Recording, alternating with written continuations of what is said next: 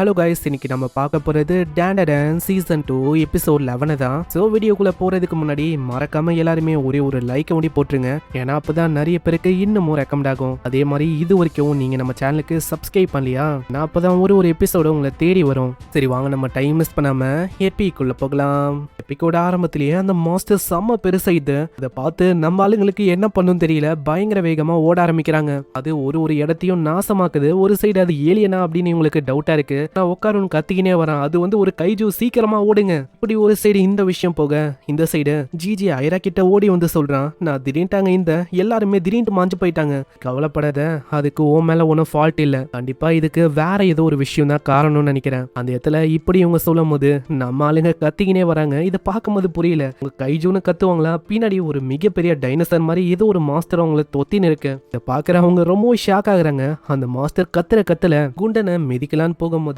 மோமோ தான் அங்க காப்பாத்தவே செய்யறான். இந்த மரியத்துல உன்னோட பவர்ஸை நீ பயன்படுத்த கூடாது. ஆமா, இது ரொம்ப முக்கியம் பாரு. அங்க ஐரா ஓடும் போதே சொல்றான், நான் மீதி விஷயத்த லீடரா பாத்துக்கிறேன். அங்க மோமோ ஓடும் போதே சொல்றான், எல்லாருமே இதுக்கப்புறம் என்னோட வீட்டுக்கு வாங்க. அங்க ஜிஜி தான் அந்த குண்டு பையனை பாத்துக்கிற மாதிரி இருக்கு. அந்த இடத்துல ஐராவும் ஓடும் போது அவளோட முடியை வச்சு தாக்குறான். ஆனா அதனாலயும் அவளுக்கும் எதுவும் ஆகல. மோமோ அந்த மாஸ்டரை பத்தி சொல்றா. இதுக்கு முன்னாடி அந்த மாஸ்டர் அவளுக்கும் பெருசா இல்ல, அதே டைம்ல கண்ணுக்கும் தெரியல, வேகமாவும் இருந்துச்சு. ஆனா இப்போ அதோட சைஸ் பல மடங்கு ரொம்ப பெருசா இருக்கு. உன்ன வாட்டி மாதிரி இதால வேகமா மூவ் பண்ண முடியல, ஆனா பயங்கரமான தாக்குதலை பண்ண முடியுது. இப்போ அட்டாக்க மாத்த வேண்டியதான். இந்த அட்டாக்கால அதுக்கு என்ன ஆகுதுன்னு பாக்கலாம். அந்த இடத்துல பயங்கரமா இழுக்கிறான். இதை பாக்குற அந்த டைனோசரும் தண்டர் அட்டாக்க வச்சு பயங்கரமா தாக்குது. இதை பாக்குற அவங்க ரெண்டு பேருமே ஷாக் ஆகுறாங்க. இது என்ன கொடுமையா இருக்கு.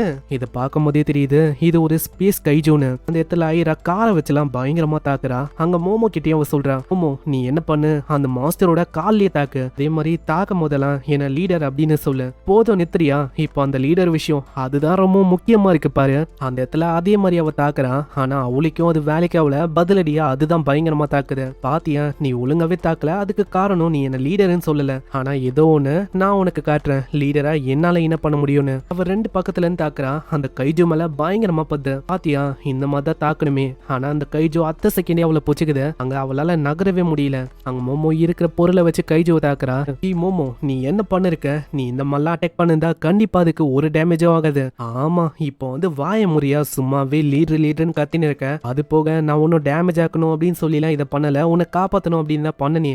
ஆமா, உன்னோட ஹெல்ப் எல்லாம் யாரு கேட்டா, உன்னோட உதவிலாம் எனக்கு தேவையில்லை. அந்த இடத்துல இப்பவும் அவங்க சண்டை போட்டு இருக்காங்க. அந்த கைஜு பயங்கரமா நிறைய இடத்துல தாக்குதான். அதனால எல்லா இடமும் அப்படி இடி ஆரம்பிக்குது. அந்த கைஜு திடீர்னு தண்டர் அட்டாக்க பந்து, அதுவும் டைரக்டா உட்காரன் மேலேயும் மோமோ மேலேயும் பல்லான்னு போவோம். இல்ல வேலை மோமோ அவளோட பவரை வச்சு எப்படியும் அங்க தடுக்கிறான். அங்க உட்காரணும் சொல்றான். எனக்கு தெரிஞ்ச இந்த கைஜு இருக்குல்ல, இது இதுக்கு முன்னாடி ஒரு டைனோசரோட டிசண்டண்டா இருக்கும்னு நினைக்கிறேன். அது போக இது ஸ்பேஸ்ல ஏதோ ஒரு வகையில எவ்வளவு இருக்கு. அதே மாதிரி இது யூஸ் பண்ற அந்த எனர்ஜி அது ஒரு எலக்ட்ரிக் எனர்ஜி, காஸ்மிக் எனர்ஜியால தான் ப்ரொடியூஸ் ஆகுதுன்னு நினைக்கிறேன். நம்ம ஒரு லைட் சோர்ஸ் ஒண்டி கண்டுபிடிச்சிட்டா போதும், அதுக்கப்புறம் இதால ஒண்ணுமே பண்ண முடியாது. அங்க ஐரா முடிந்த அளவுக்கு டைவர்ட் பண்றா. இதனால அந்த கைஜு டைவர்ட் ஆயிடுது. இது ஒரு நல்ல வாய்ப்பா வச்சு நம்ம மோமோ ஒரு சைடு தாக்குறா. அந்த அட்டாக்கும் ஒர்க் ஆயிடுது. பாத்தீங்களா, இப்போ நான் காட்டுறேன் என்னால என்ன பண்ண முடியும்னு. அந்த இடத்துல கைஜு ஆள காணோம். ஏய் பாத்தீங்களா, என்ன மாதிரி ஒரு பிரிட்டியான சோல்ஜர்னாலேயே இந்த கைஜு பயந்து போய் ஓடி போயிடுச்சுன்னு நினைக்கிறேன். அட ஐரா, நீ நினைக்கிற மாதிரி இல்ல, அது இன்னமும் அங்கேயே தான் இருக்கு. ஆமா, என்ன சொல்றீங்க, அதுதான் மாஞ்சு போயிடுச்சு, அப்புறம் என்ன.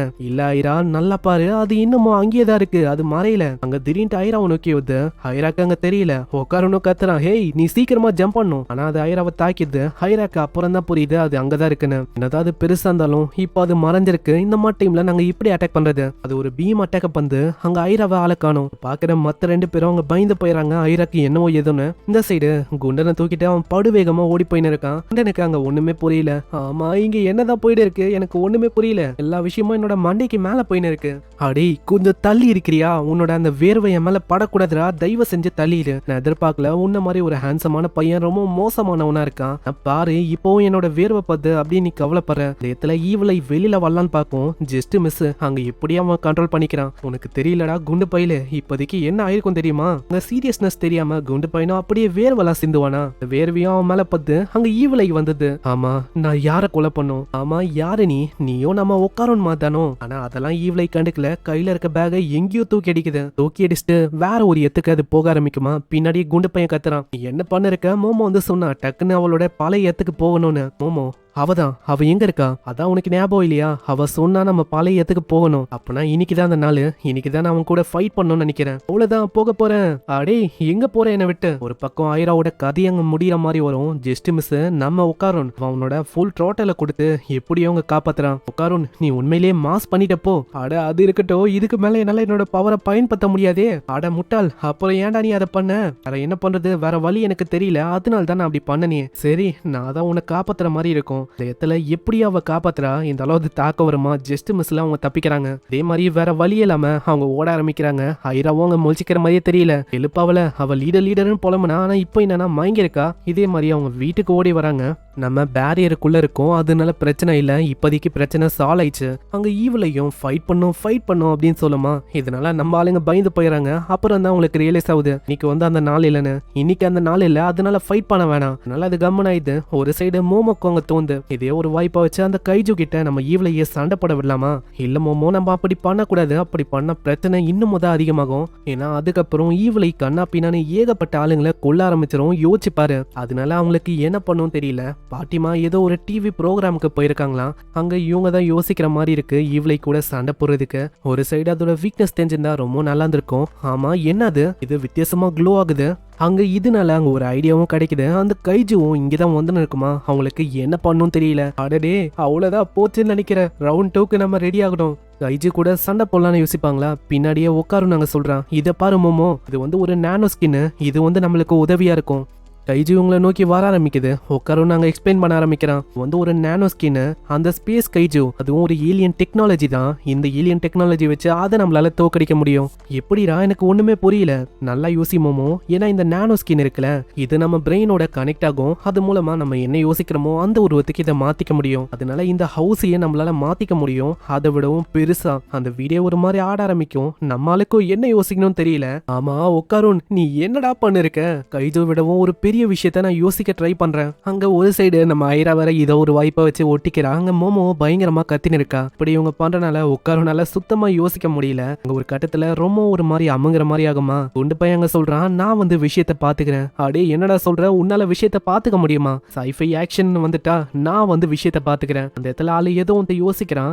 எல்லாருமே இன்ஃபினிட் கேசல் அரக்குள்ள எப்படி போவாங்க அந்த மாதிரி ஒரு எத்துக்கு போக ஆரம்பிக்கிறாங்க. காரணம் ஏதோ ஒரு தண்ணி மாதிரி இருக்கிற எத்துக்குள்ள போறான். நம்ம ஈவிலை கொல்லணும் அப்படின்னு இன்னமும் கத்தின்னு இருக்கு. அதே மாதிரி அது ஒரு ஜெயிண்டான ரோபோட் சைஸுக்கு மாத்து. உட்காரனுக்கு ரொம்ப சந்தோஷமா இருக்கு. நீ உண்மையிலேயே மாசு. நான் உன்னால எவ்வளவு பெரிய விஷயத்த இமேஜின் பண்ண முடிஞ்சிருக்கு. அட நான் யோசிச்சது ஒன்றும் இந்த விஷயம் இல்ல. சாரி, என்னாலதான் மிஸ்டேக் நடந்திருக்குன்னு நினைக்கிறேன். ஏன்னா யோசிக்கும் போது புத்தாவை நான் யோசிச்சிட்டேனா, அதனால தான் இப்படி ஆச்சு. அது பரவாயில்ல இருக்கட்டும். இந்த ரோபோட் இருக்கும் போது எனக்கு ரொம்ப எக்ஸைட்டிங்கா ஃபீல் ஆகுது. ஆளு ஒரு சின்ன பையன் மாதிரி பயங்கரமா கத்தின்னு இருக்கா. ஆயிராவோ கத்துறா கம்முன்னு. அந்த இடத்துல குண்டு பையன் தானே இதை உருவாக்குனா. இதனால அந்த குண்டு பையன் சொல்றான், நான் தான் இந்த ரோபோட்டை கிரியேட் பண்ண. சோ அதனால நான் தான் இதுக்கு பேரையும் வைப்பேன். இதுக்கு அவங்களும் ஒத்துக்கிறாங்க. த கிரேட் கிங் அப்படின்னு ஒரு பேர் அவன் வைக்கிறான். அதெல்லாம் ஓகே, பேரெல்லாம் பிரம்மாண்டமா இருக்கு. இது எப்படி மூவ் பண்றது அது உனக்கு தெரியுமா? அங்க கடைசியா புத்தாவை காட்டுறாங்க. இங்க இந்த எபிசோட முடியுது. சோ பார்க்கலாம் இதுக்கப்புறம் என்ன ஆக போகுதுன்னு. இதுக்கப்புறம் தான் உண்மையிலேயே வேற லெவல்ல போகும். சோ மறக்காம ஒரே ஒரு லைக் ஒண்டி போட்டுருங்க. அதே மாதிரி இது வரைக்கும் நீங்க நம்ம சேனலுக்கு சப்ஸ்கிரைப் பண்ணலையா? சப்ஸ்கிரைப் பண்ணி பெல் ஐக்கன் அழுத்தி வச்சுக்கோங்க. ஏன்னா அப்பதான் ஒரு எபிசோட உங்களை தேடி வரும். நான் உங்களை அடுத்த எபிசோட்ல சந்திக்கிறேன். தேங்க்யூ ஃபார் வாட்சிங். சைனரா.